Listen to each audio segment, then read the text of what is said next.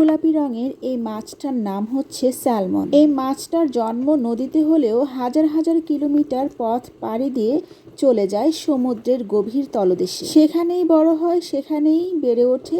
আর এই মাছটা যখন ডিম দেওয়ার সময় চলে আসে তখন আবারও নদীতে ফিরে আসে। নদীতে পাথর বা বালুময় জায়গা খুঁজে নেয় ডিম দেওয়ার জন্য। ডিম দেওয়ার এই প্রক্রিয়াটিকে বলা হয় স্পনিং মাইগ্রেশন। স্যালমন মাছটা একদম সুপারফুড। এই সুপারফুডে আছে omega 3 fatty acid, vitamin D, vitamin বি12, প্রোটিন, সেলেনিয়াম, পটাশিয়াম। যেহেতু এটি সুপারফুড, খেলে অনেক উপকার হয়।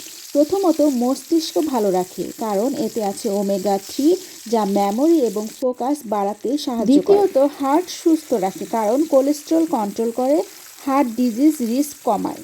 3. শরীর শক্তিশালী করে, কারণ এতে আছে হাই প্রোটিন যা মাসল স্ট্রং করে। 4. হাড় ভালো রাখে, কারণ এতে আছে ভিটামিন ডি যা বোন স্ট্রং করে। ত্বক ও চুল সুন্দর করে, কারণ এতে আছে হেলদি ফ্যাট এবং যা হেলদি ফ্যাট খেলে গ্লো আসে। স্কিন গ্লো দেখানোর জন্য এখন তো কতজনই কত কিছু করে, যেমন কোলাজেন খায়। এটা না খেয়ে বরং প্রাকৃতিক জিনিস যা সমুদ্রে এবং প্রকৃতিতে পাওয়া যায় তা যদি আমরা নিয়মিত খাই তাহলেই কিন্তু স্কিনে গ্লো আসবে। এক্সট্রা কোলাজেনের কোনো প্রয়োজন নেই। স্যালমন মাছ খেলে ব্রেন, হার্ট, স্কিন এবং অনেক এনার্জি পাওয়া যায়। সব কিছুর জন্যই ভালো। মাছটি রান্নার কিছু নিয়ম আছে।